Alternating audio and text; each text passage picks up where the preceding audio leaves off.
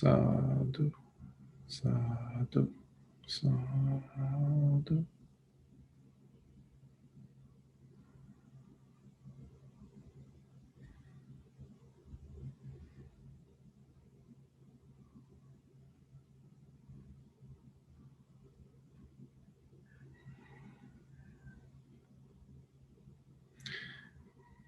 Whatever is occurring in life, in your life at this moment, the most difficult situations that you find yourself in,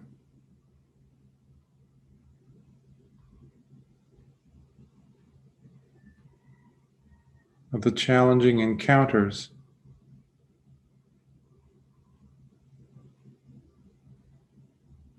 with certain individuals, near or far, are in fact the way to Nibbāna.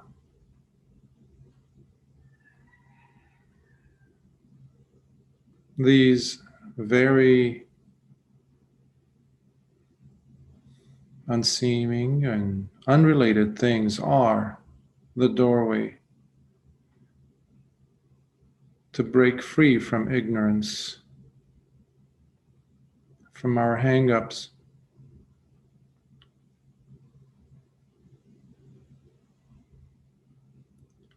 and to truly understand the relevancy of the Four Noble Truths in the very fabric of our lives.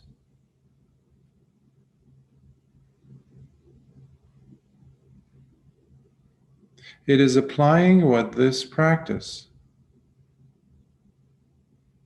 has been teaching you in a most personal and therefore relevant way in your own life that makes the Dhamma timeless.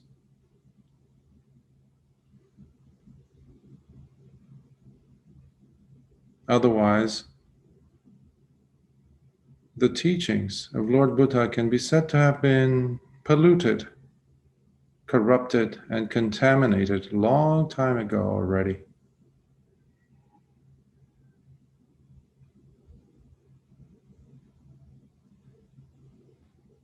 What we mean by akaliko, or timelessness,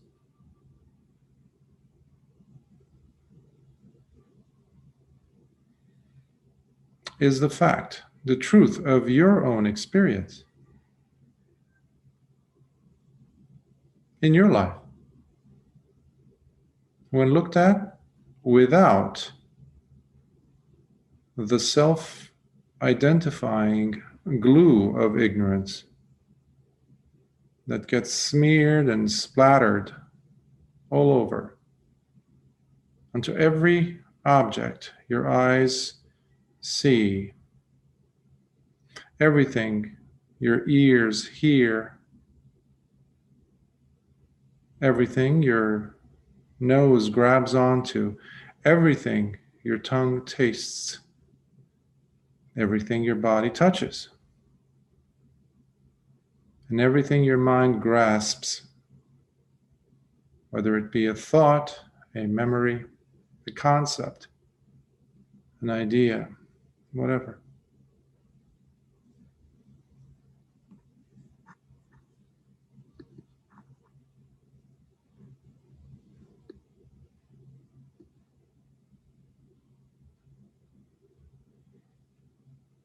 And this is why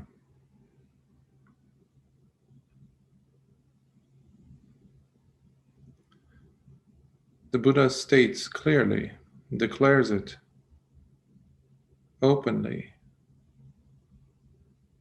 how no one can actually attain Nibbāna for us. No one can truly share in our pain.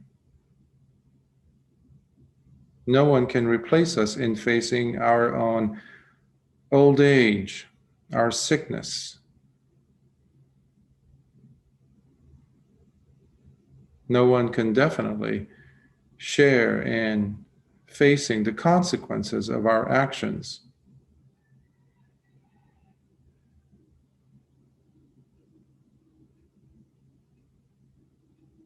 Because these belong to us.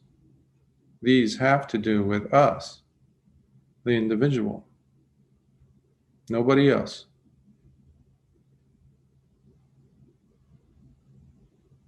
So this is where the responsibility factor is blatantly there in front of us, unavoidable.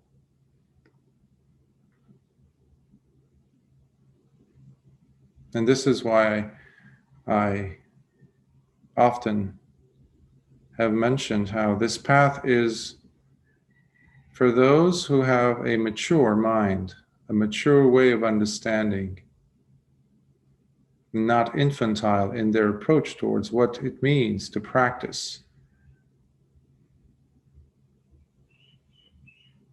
Not some ideological, some otherworldly notion about Nibbāna, for example, or even Dukkha.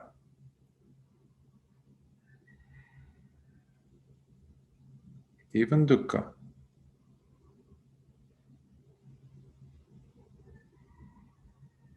But this thing is not a once I do this and that's it type of a thing. This is something that needs to be brought into your focus on a consistent basis.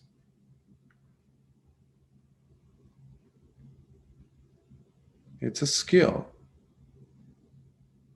It's a skill in understanding, in living one's life.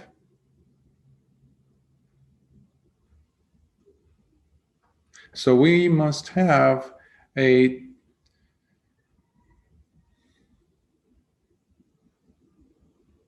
unique attitude towards the practice.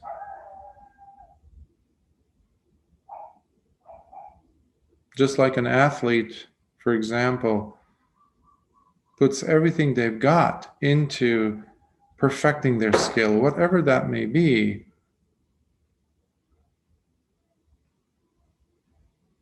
If it's a triathlete, a runner, a cyclist, a mountain climber, whatever it may be, especially when their livelihood is dependent on that as a profession, they must really, really hone in their skills and perfect it. If it's a professional, world-class athlete, swimmer, for example, they need to make sure every stroke, every kick with the feet is placed at the right time, with the right intensity, with the right frequency, repetition, and all throughout done with the perfect of focused, streamlined body. That takes dedication, that takes responsibility. Yet, for so many, this practice is often non-deserving of such a focus. If I have enough energy left over, then I will dedicate it to my practice. If I have a few minutes here and there, then I'll squeeze it into my practice.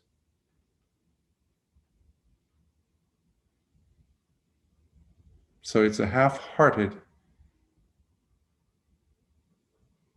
attitude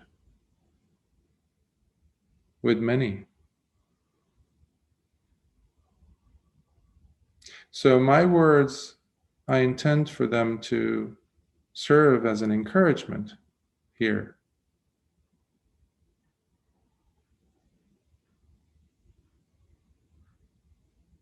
to re-engage.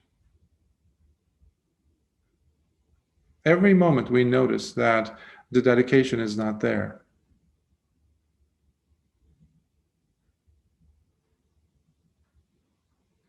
Because what the eyes see, what the ears hear, what the tongue captures, what the nose grasps onto, what the body feels, touches, and what the mind holds on to,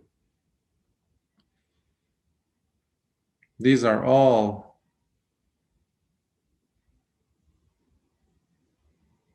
things that have to do with the aggregates, with the khandhas, that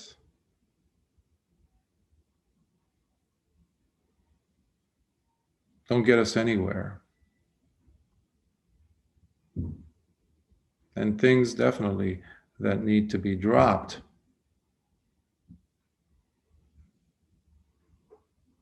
That are dropped, in fact, when Nibbāna takes place. The attachment to them.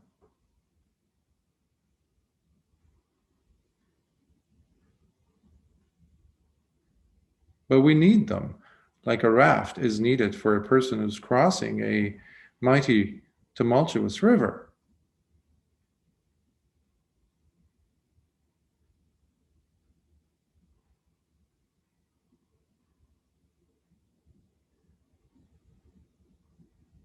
So not putting too much emphasis on the world of aggregates.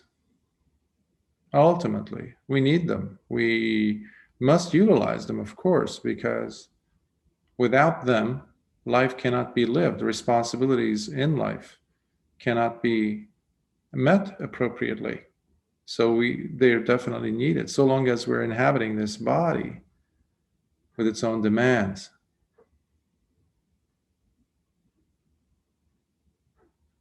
But not making it our priority. That lies elsewhere. That lies in what brings contentedness, comfort of the mind, of the heart, understanding that leads to disenchantment towards what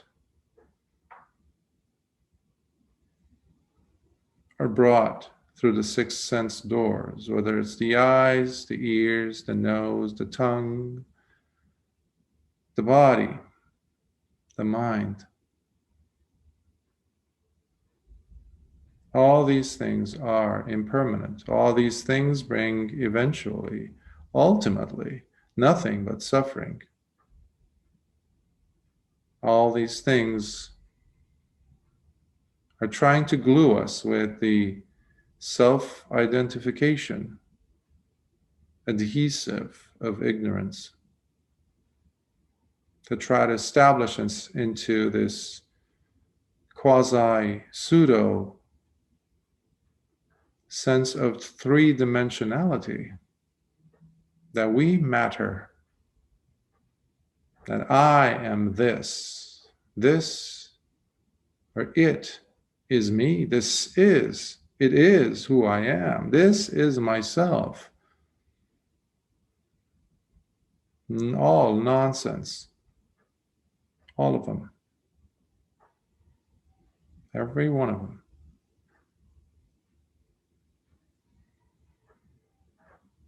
Now, to not have this be simply a cognitively induced, if you will, exercise, intellectual endeavor, our emphasis needs to shift from simply taking notes and analyzing them intellectually, summarizing them, keeping tabs on them, if you will, in our mind. And that just stays to be the domain of our endeavor in understanding these. That won't do.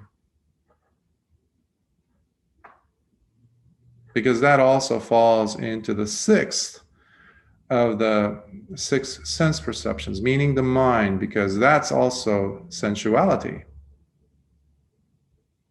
Sensuality of ideas, concepts, which gives us a nice, good feeling inside. Just like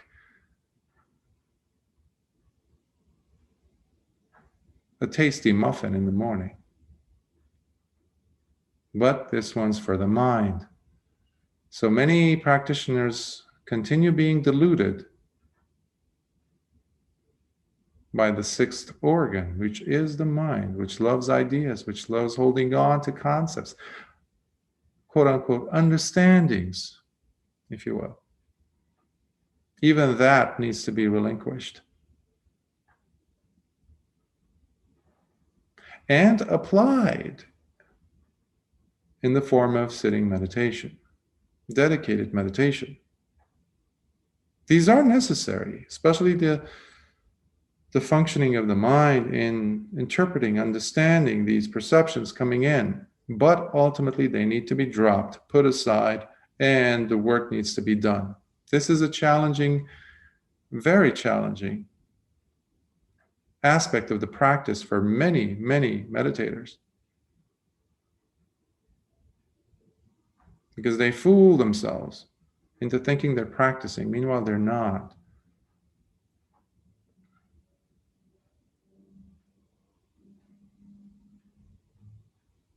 And this is another reason why many bhikkhus, for example, over the course of centuries, even from the time of the Buddha, fooled themselves when they started engaging in memorizing of the suttas, commenting on the suttas, teaching the suttas and the discourses to their own students. And throughout the centuries, we have present continuous. We have scholarly bhikkhus, but it doesn't just reside within the category of the bhikkhu class of followers of this Dhamma and discipline, but also laity, meditators. So it can become very seductive, the sixth sense perception, the world of ideas. And now that self-identifying, conceit-ridden world of this is me, this is mine, this is who I am, dominates, becomes so pervasive. And there is no time to meditate. That's why many of these scholarly bhikkhus over the course of centuries lacked in that department of truly understanding. The word that the Buddha uses, pajanati, to know, to understand. They know it for themselves. But that is a deficit. But we cannot know the Dhamma by mere learning intellectually. It's just like that world-class athlete, the 5, 6, 7, 8 times Olympic gold medalist, didn't get there by reading how to swim, by intellectually processing, okay, so this is what I'll do. I'll kick with my left foot if I'm reaching with my right. No. They jumped into the pool every single day, never taking it for granted. Let's not take our lives for granted any further than we have. That's why the Buddha says in the Pātibhoga Sutta, no one can replace us in facing what we must ourselves. No one can even taste a single droplet of our dukkha, nor the merits, the punya of our good deeds.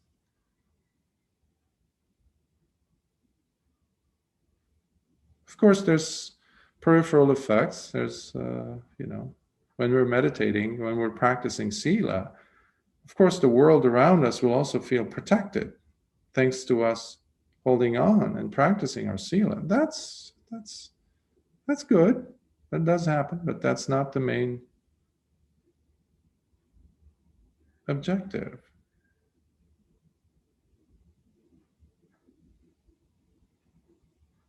Bringing value to our lives.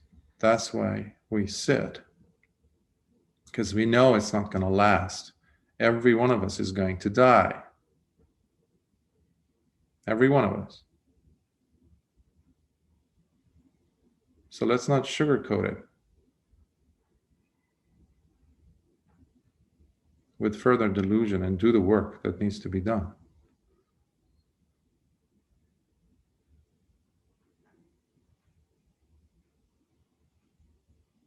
That was the Buddha's challenge to everyone who would come across in the future to the Dhamma he taught. The last words he said before he closed his eyes for the last time. So we'll stop here and see if there are any questions and comments, and let's keep the whatever needs to be shared and related with the practice and questions about the practice and about what was just mentioned, etc. So.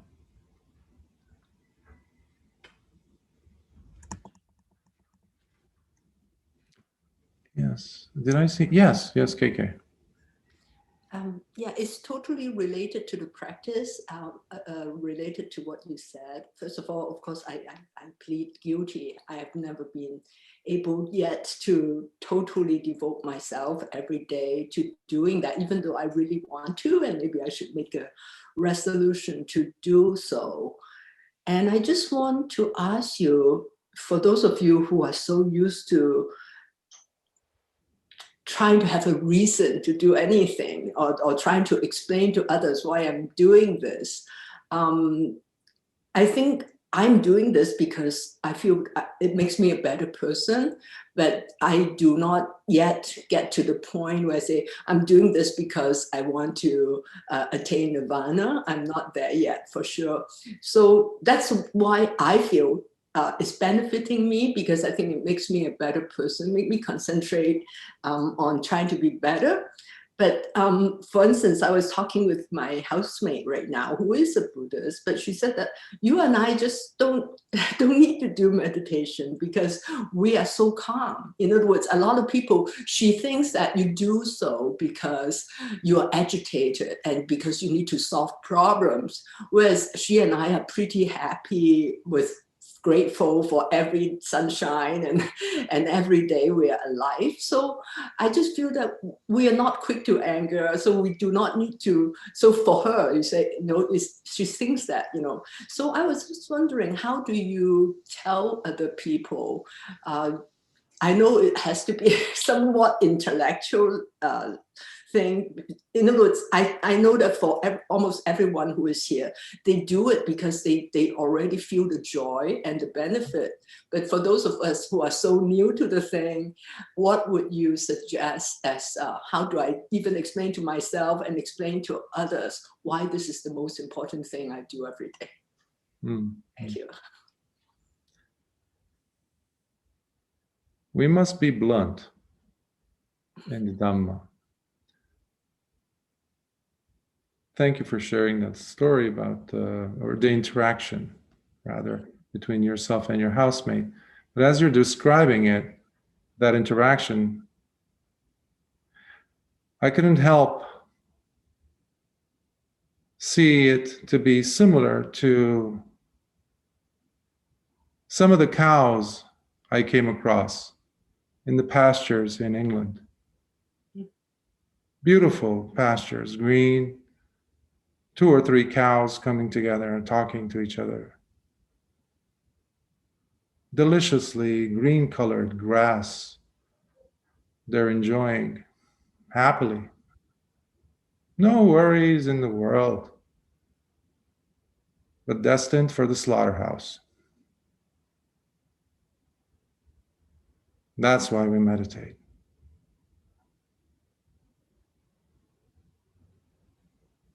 It saddens me deeply.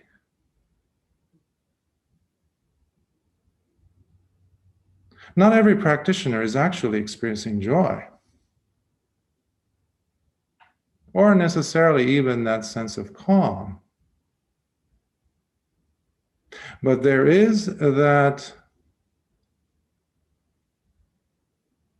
deep and deeply felt pain that this calmness, these green pastures are also going to be gone. The beauty of my skin, or the beauty of feeling that I don't have any aches and pains in my joints, they have not kicked in yet. This is what the Buddha is referring to when he's talking about anicca, the impermanence, because that calmness, that housemate, has not been always contented or happy. The moment she or he gets a toothache, all hell breaks loose in the mind. Now, when we practice, we're trying to, at the very least, get to a point where the high highs and the low lows don't continue being like that. The valleys are not that deep. The mountains are not that high. So they become more and more shallow, or not as pronounced enough to jolt you, to shake you into mindlessness, where there is no wisdom. There cannot be wisdom there. So the more that we practice this, the better the mind of the practitioner becomes aware to notice even the tiniest little fluctuations. So that statement that, oh, I'm fine right now, so we're very calm. I really doubt that statement, by the way, if, to be valid. Truly calm. Because all it takes is a tiny little, and all of a sudden all hell, it's all gone. So it's the amount of how much deception have I been able to exercise on myself. You see this also in, for example, traditional families, where, I was seeing this a lot in my travels in Europe, specifically in Italy, for example, where the ultimate source of happiness there would be, I know I'm generalizing, but essentially the family. Having your family members around you at the dinner table or the lunch table, especially on Sundays, having delicious food, seeing your grandkids, great-grandkids, etc. That's the purpose of life. And especially if you add the other sense factors, drinking wine, this and that. So how much the person has been able to convince oneself with these deceptions. And that becomes their framework, their paradigm of what happiness is.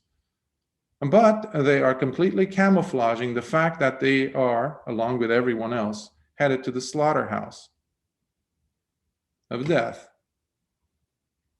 old age, sickness, which we kind of mute, lower the volume on, try to avoid. Now, if there's any beneficial thing about COVID right now, for the past at least a year, is that the volume is refusing to go down. There's always something going on related with what the Buddha talked about.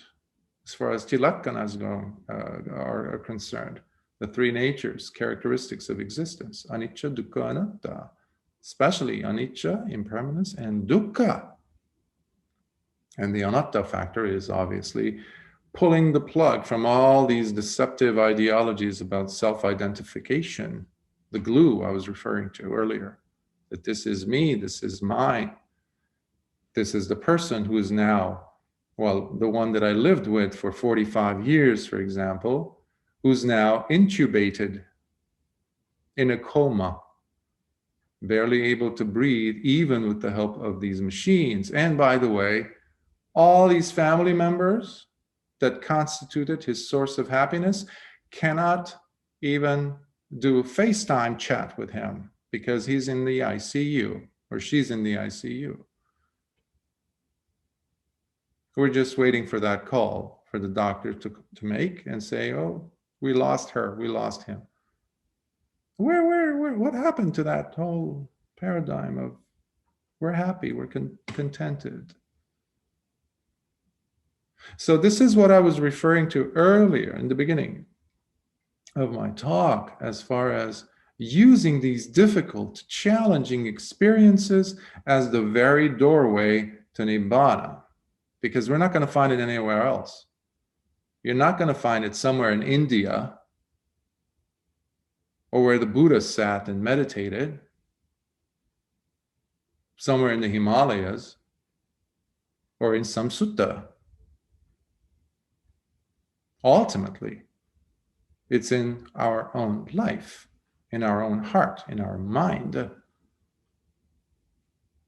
So this is why we're creating this atmosphere, this cocoon against the noise of the world, to focus and refocus and rehone in to what really matters, and not become like those two cows, destined for the slaughterhouse.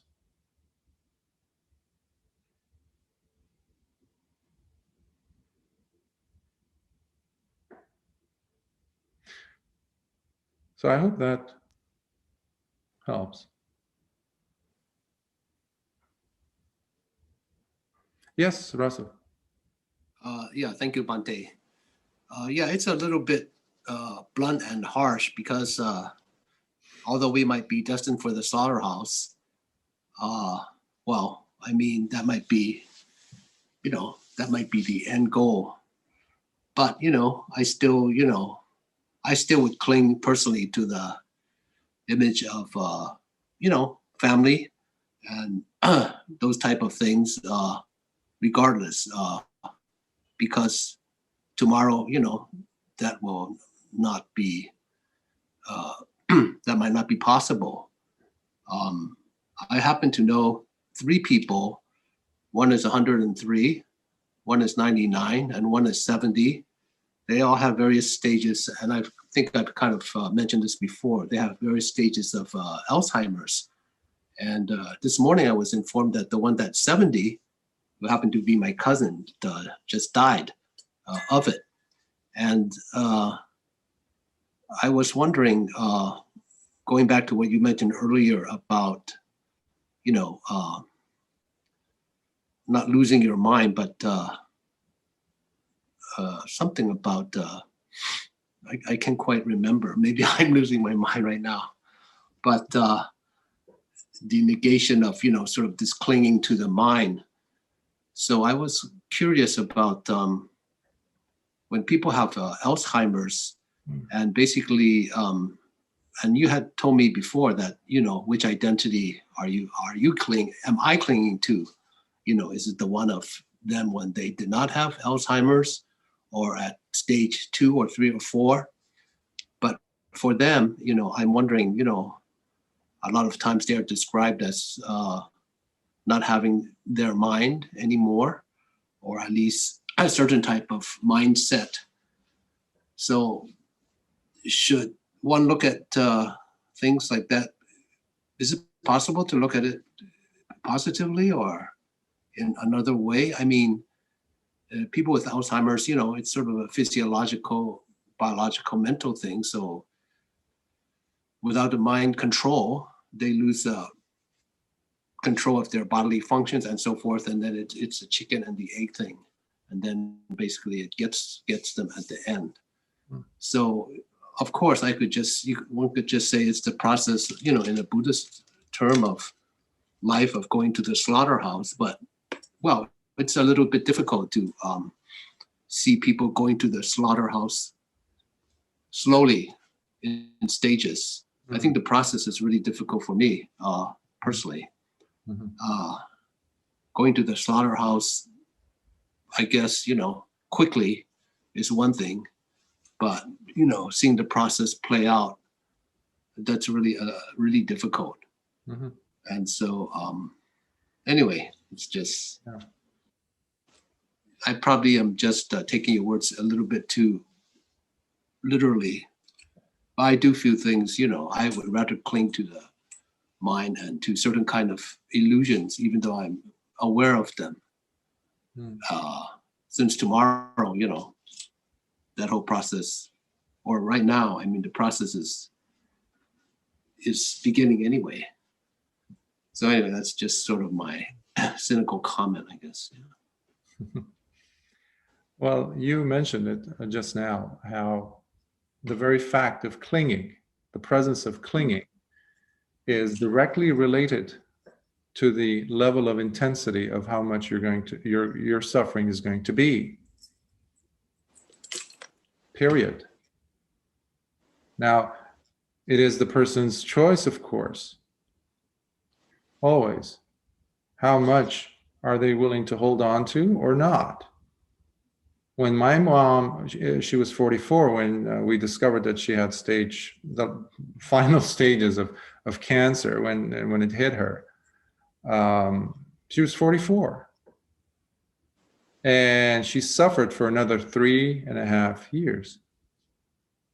Every single day, that was her pain. She would be moaning in pain because Vicodins, the highest dosage, didn't do anything to her. So I literally refused to accept the fact that she was going to die. Well, that intensified my own pain as well as my family members. So it is ultimately the person's choice to ask the important questions, not as to what stage is my mom in, or this cousin of mine, or these people that I hold so dear to my heart, which stage of Alzheimer's. It's like, the joints don't work, the body doesn't work. So if the medical professionals have done all they could, fine. Ultimately, these questions are simply content. They take me away from the actual pattern that's happening. What's the underlying reality, the truth of it?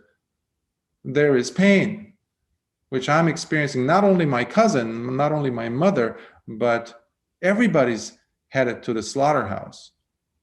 So we're living in a culture that sugarcoats everything, though. That's dangerous. That's why in the past I've mentioned several times how today's culture is detrimental to the true Dhamma, to the teachings of the Dhamma, because it tries, everything in social media, everything that our senses are exposed to, have been trying to minimize the impact that the teachings of Lord Buddha could have. It's starting with the 3 characteristics of existence. The person puts a special cream under their eyes so their bags don't show. The person dyes their hair so that the age doesn't show. Not even a single hair. Gray hair needs to be shown as what it is. The person goes to the gym so that they can fight against the impermanency of this physical body. Meanwhile, everyone knows that we're headed to death, to old age, sickness, and death. Somehow we have convinced ourselves that we're going to live forever, or at least the illusion of that needs to be sustained on a daily basis. This is completely diametrically opposed to the Dhamma. We have to first and foremost be clear on this. And our loved ones, whether it's Alzheimer's. I've mentioned also about my mother in the past several times, how she looked at me one day in those about 3.5 months before she died. She looked at me and she said, "Who are you? Get out of this room." I'm her son. I was her son. She started screaming because she literally did not recognize me. My dad came in, rushed in, and is like, "Sweetie, what's going on?" She's like, "Get this man out of this room." I had barely turned 21 then. Now, I can hold on to that pain, the memory, and say, "This is mine." Oh, why was my beautiful mother turning like this into this? But that would defeat the whole purpose. That would completely miss the boat. Why? Because I'm considering this to be my mother. Our relationship was so special. This cannot be happening to me. And why me? Why not my other brothers? All these things are nonsensical. These are all games that the mind is playing with you, the sixth sense space, the mind itself, to get us to do what? Not to look at what is really happening in front of our noses. And that's why this path is a very realistic path. It's a humanist path, but it's not in denial. It's not sugarcoating anything. Other aspects of the Dhamma, of course, over the course of centuries, they came to do just that. Laziness was brought in under the guise of different ideologies, etc. The fact remained, we're all headed to the slaughterhouse. And the Buddha did not make any excuses about that, and neither will I. And neither should any one of us, in fact, if we're truly practicing. So how intensely am I clinging, using your words, to this, whatever it may be, that will be directly related with the amount of suffering, less or more. That's up to the presence and intensity of clinging. Now, coming back to the beginning part of what you said about the importance of family, that's not being undermined on a conventional sense, of course. But it's dangerous when the conventionality becomes the ultimate truth for the person. And that's where the three characteristics of existence come in, wake us up, slap us into reality. So how much of a mature attitude do I have versus an infantile Disney-esque way of looking at life? That's going to determine whether I see the truths that the Buddha talks about through my life. By the way, the truths are not going to come out of the Buddha. Obviously, he's been dead and gone. The suttas, they're just words on a piece of paper that can be contaminated and corrupted, which they have. So it's in your life, in the authenticity of your experience. But for that to take place, the eyes have to be clear from the dust of ignorance. No more delusional way of looking at life. And looking at these difficulties in life, I know I used a very factual but blunt image, but very factual, of going to the slaughterhouse. Shakes the person up a little bit from the dust. And that is necessary. That is, in fact, essential for gaining of wisdom. And go over the mire, go over the mud. That's what I will offer. No, okay, thank you. Because I think it's appropriate because this year happens to be the year of the ox in the lunar calendar. So many times oxes, cattle are, except in some countries, you know, they're taken to slaughter most of the time, you know. Terry, you have a question. Yes. Do you have any advice for people who are themselves terrified of death? My mother had her 91st birthday last Wednesday, No, that was my dad. His birthday was this past Tuesday. He turned 96. My mother's was the preceding Wednesday. She turned 91. And I started calling her every week. And she says, I'm 91. And you hear the terror in her voice. Hmm. And you know, things are stopping to work, like she's having a hard time hearing. And aside from just feeling, you know, metta, I try to make her feel good that, like, I can't tell her, well, you know, we're all going to die, deal with it. Yeah. Am I correct in trying to make her feel good about her life? I say, well, few people reach that level of longevity, and you've had a good life, and all we can all do, any of us can do, is live one day at a time, and just know that you're loved. But I feel inadequate in the face of her terror, you know. Terror. She has terror of death, like we all do, I guess.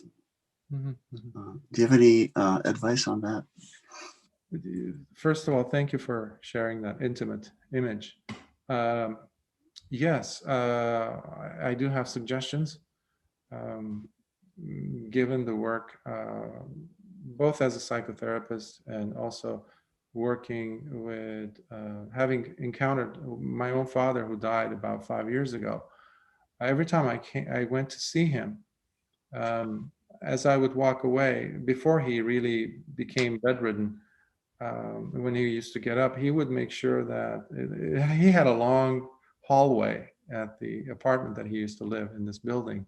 And every time I walked away, I made sure I turned around about at least twice before I made the turn in the corner and headed towards the elevator, because I always felt like that might be the very last time I get a glimpse of my father. So even talking about it now, I feel the pinch in my heart. But that also, and my dad would stand right there, by the way. Perhaps he was having the same thoughts. Now, that pain, as long as we're alive in this body, is going to be there until we become arahants. The pain, I mean, we would feel that, but it won't have that strong of an impact to shake us, but we would nevertheless feel that. The mind would be clear. Now, coming directly back to your question as to how we can assist someone who is undergoing that, the fear of death. And Yes. I see that your method of, we call that normalizing, in a sense. Okay. Hey, Mom, you know, you lived a long life and you're loved. That's beautiful. That's essential, in fact, to say those words to an elderly person. Because what happens, especially in today's culture, the older a person gets, the more they're becoming irrelevant. Yes, there's a shame to aging in our culture. Yes. So, but the very fact that you're calling her and you're speaking to her, and from what I heard, also I got the sense that you're playful with her, you're smiling. That is extremely important. So putting the mind in an uplifted state is crucial. Now, from a Buddhist perspective, speaking about, delivering it rather, the message in a language that she or he would understand, vis-a-vis the 5 precepts, for example. So bringing that into mind. Of course, I would not approach, I would not tell her about the slaughterhouse thing. We have to have tactfulness, of course. I say it here in this form, of course, but always, we need to exercise proper protocol and appreciation of who we are speaking with and what's the context. So especially in a person who comes, she's 90 plus. So her understanding, her framework, her narrative is different, most probably.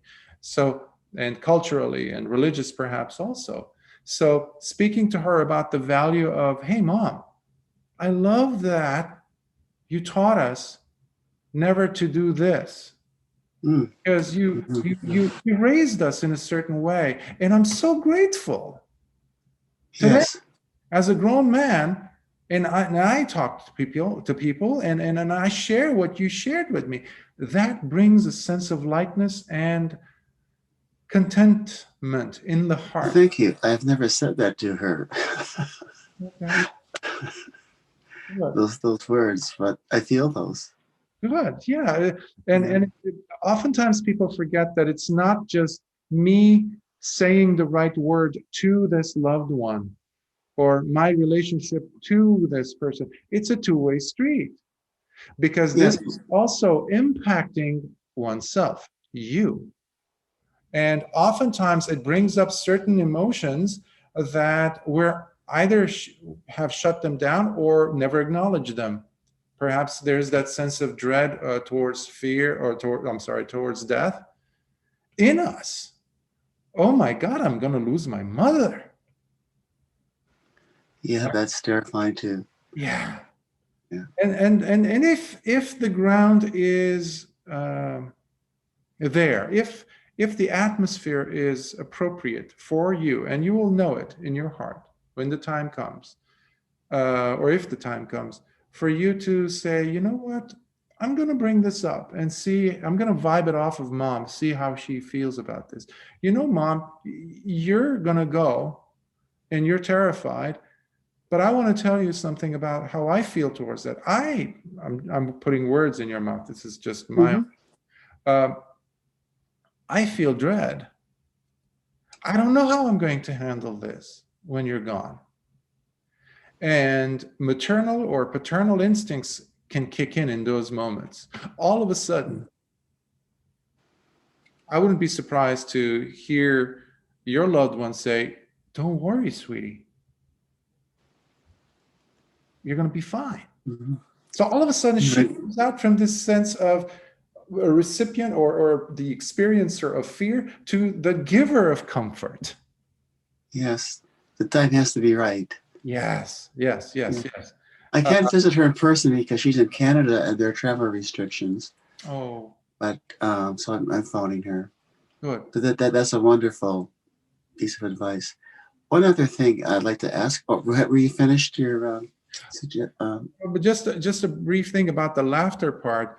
Whenever the mind goes, because it has a tendency of becoming nostalgic, and then sadness can kick in the conversation, always bring it back up, or have her, like, if she has access to YouTube or something, like any like stand-up comedy, something to uplift the mind, to make her laugh.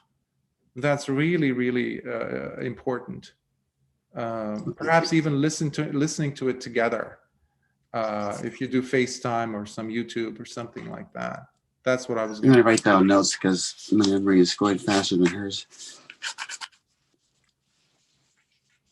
I have one last. Are you finished? Yes. I don't want to interrupt. What I've tried to, I get the sense that she wants to give up. She's had a garden every year for 65 years. And this year she says she's not going to have one. So I'm trying to get her to think about the future. You know, I tell her, well, I'm going to be coming as soon as the travel restrictions ease. And I tried to encourage her at least to plant some flowers around the house. She doesn't have to travel to the little farmstead outside of where they live, you know, to plant a huge garden. But I'm trying to get her to think of wholesome things. Like the garden is just a wonderful thing to do because it's a natural optimism, and it's faith, and it's a goal, and it's wholesome. So I've been trying to encourage her to continue to at least grow something, even flowers. Would you be open to asking her for advice on gardening? Like you starting your own garden and all of a sudden having her open the floodgates of her experience of 65 years of having and maintaining. Because obviously she's, from what I understand, she's in a position where she can't maintain a garden, but she can pass the torch. Yes, I had been asking her. I garden with a friend. He lives in the country, and I did ask her for her pickling recipes, and she actually was offering advice unasked for, and that's a good point. Now it's springtime, at least supposedly in Georgia. It's been cold, but yes, I'll make a note of that too. And we can talk more about, like, you can email me, and because I don't want to, there might be more questions here, but I do not want to dismiss in any shape or form your questions. I have your email, yes. Yes, well, please. thank you so much. Oh. Much appreciated. Of course, of course. Other thoughts, questions, comments?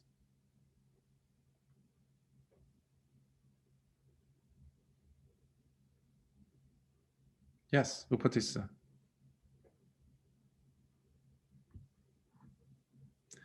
Can you unmute? Upatissa, we can't hear you. Okay. Yes. I'm sorry. Can you hear me now? Yes. Yes. Okay.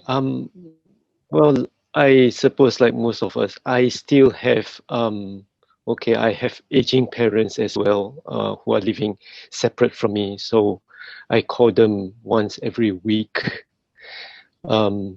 Okay, and I have come to the conclusion that okay, as my parents, they don't have to outlive me. Okay, but I often forget that although they don't have to outlive me, there is no guarantee whatsoever that they are not going to outlive me. So I guess okay, what is important in our practice is that, I mean, even our own lives are not okay. There is, according to what the Buddha says, we cannot be guaranteed of being alive within the time it takes to take one additional in-breath and out-breath. So I guess, well, Samvega is probably, you know, a very important aspect in the practice. I mean, we can be, you know, spending our time trying to bring solace to other people who are the loved ones in our life. That is very important, but I guess everything has to start from ourselves, because ultimately it's our life and our death that brings us to this practice. Sadhu.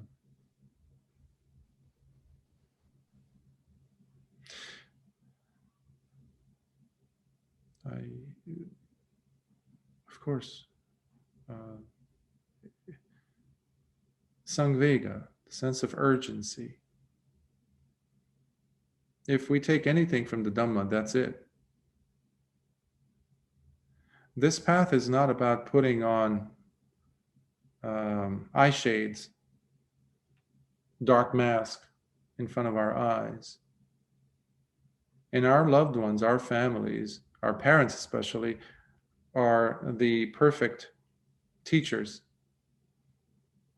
of the realities that the Buddha talked about. Now, how soon can we come to grips with? How soon can we acknowledge that and stop fighting? How soon? That will be the determining factor of how soon my suffering will stop.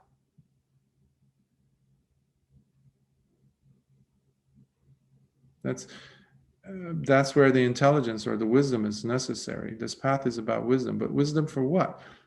How soon can we learn these phenomena that are occurring around us and seeing the relevancy with our own lives and do something about it?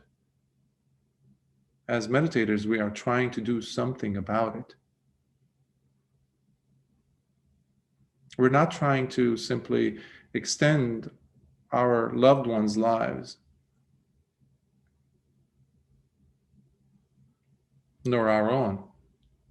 But sometimes that's still there.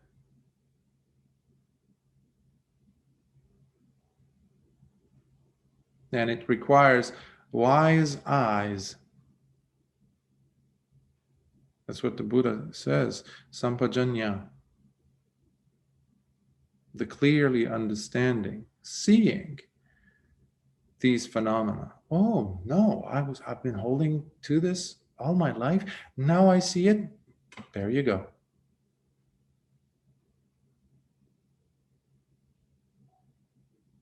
So no longer being fooled by ourselves, because these phenomena are going to happen all around us and are happening.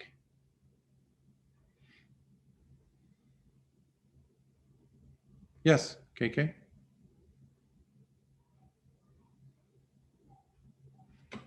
We can't hear you.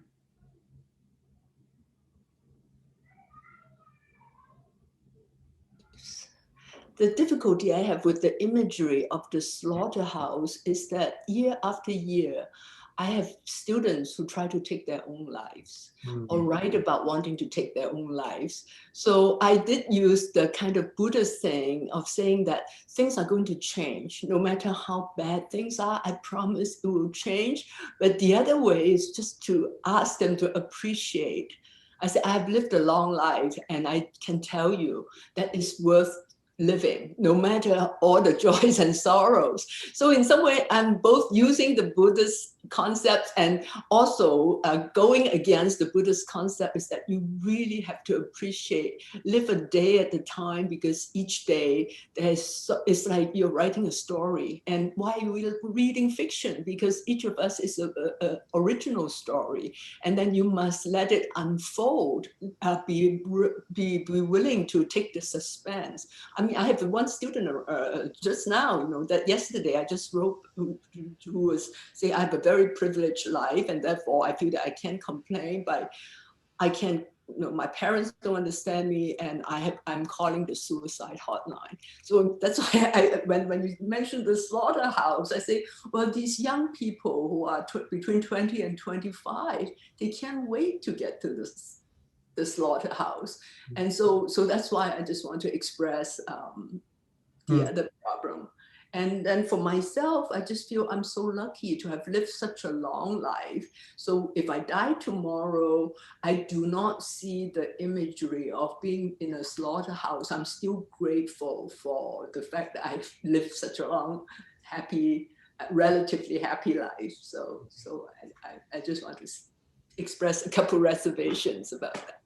Because all your other metaphors, I 100% agree. But the slaughterhouse, somehow I didn't feel fully comfortable. It is not my metaphor. It's one that we hear, not just that. I mean, the examples are so many. The similes are, the Buddha was known as the teacher, the most par excellence of using similes. So slaughterhouse comes from him, along with other even more poignant imagery.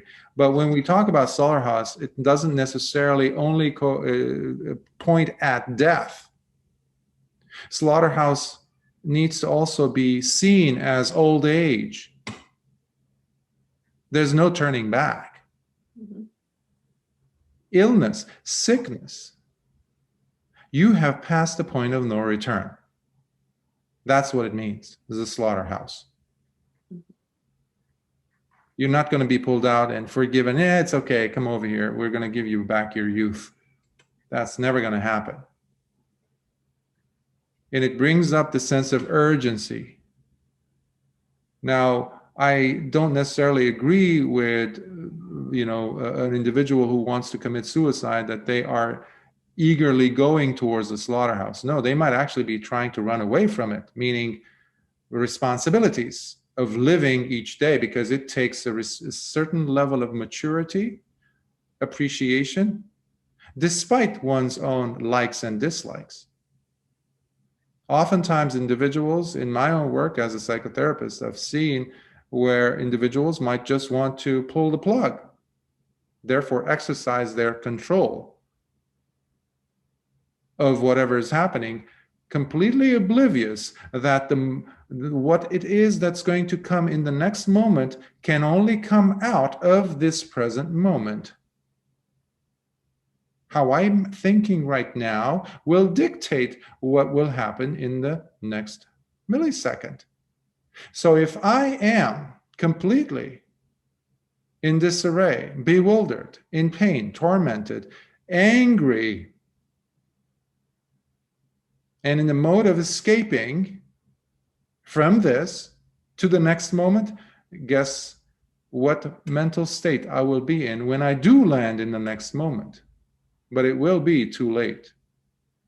If anything, the person who commits suicide will end up at the slaughterhouse. And I'm not talking about the death in this life, but what they will encounter: the depression, the anger, the lamentation, the wailing, the crying, and the complete disarray. And who knows if they will even come to a smidgen amount of Dhamma.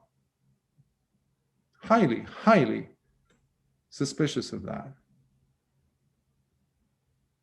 So there is this escapist attitude most of the time with individuals who want to, especially younger individuals who don't have any physical ailments per se, but they want to just pull the plug.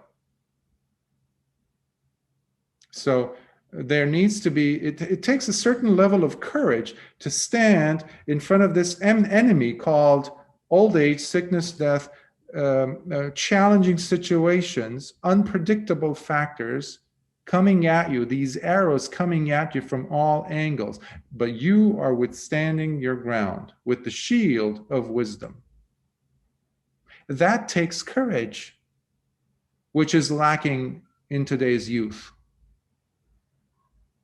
In today's population, actually, not just the youth. So if anything, the Dhamma is giving us the shield. It's not welcoming the slaughterhouse. No, not at all. Because I don't want you to walk away thinking that, oh, Bhante talked to us about heading towards this. No, that's a fact that's happening. I'm saying, okay, let's prepare ourselves. Let's really augment our understanding. Shield ourselves from further delusion and what's happening around us to better prepare. The Buddha's every single step he took, even to go to the latrine, to the bathroom, was done with so much mindfulness, with so much appreciation. He never took it for granted. He was suffering from debilitating backache, but he never held himself back from teaching if somebody came over and asking him a question. He did take breaks after a talk, and that lengthy talk, and he would just ask Sariputta or Ananda to go ahead and do the teaching. But he would wake up, he would just mentally determine, okay, I'm going to get up in 30 minutes. He would get up and he would just continue the Dhamma talk because the pain was so intense. So that requires a certain level of elegant responsibility, appreciative attitude, because we're not going to simply enjoy what your housemate mentioned, that we are happy, we're calm. Yes, those are lovely moments, and we need to appreciate those as well, because they will not teach us much. It's the suffering that will teach us, and that's why the Buddha placed it as the very first of the Four Noble Truths. And that's why beings in the higher realms, where there is hardly any suffering, have a harder time attaining arahantship compared to individuals who live on the human plane of existence, because we have lots of it, especially now. So let us not waste these. Instead of running away from them, we're trying to sugarcoat them, cover them up, as if they don't exist.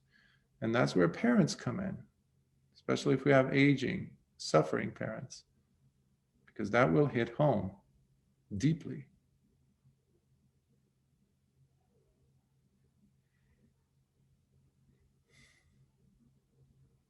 I know we went over, but if there's any question that you feel like needs to come out, needs to be addressed, please. Someone who hasn't asked yet, preferably.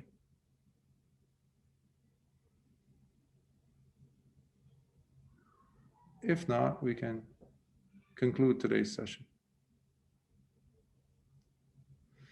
All right.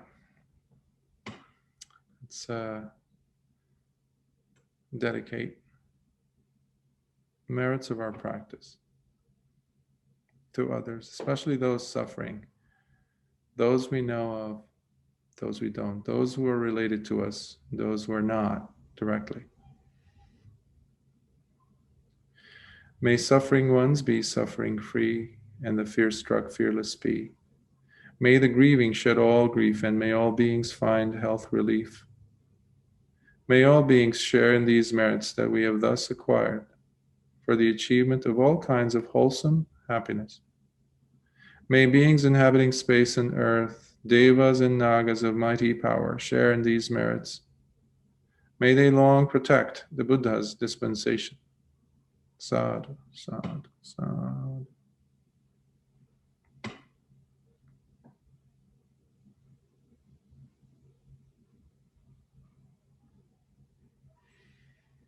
Life is tough, folks. We all know that. But this path makes it easier to deal with all of these things. And on top of that, it grants us, through our own practice, no one else's, a level of understanding that is so powerful that can release the pain that we hold in the heart and the mind. We must deal with the physical pain, yes. But that is not as powerful as the pain that we hold in our hearts and our minds. And that's why we have the Dhamma and we owe the Buddha everything. And remember though, is simply pointing the way. He gave from himself for 45 years. He didn't have to, but he did.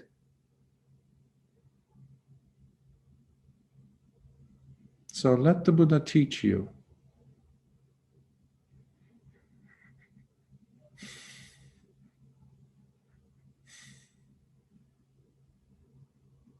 Our suffering is the doorway to Nibbāna. Be well.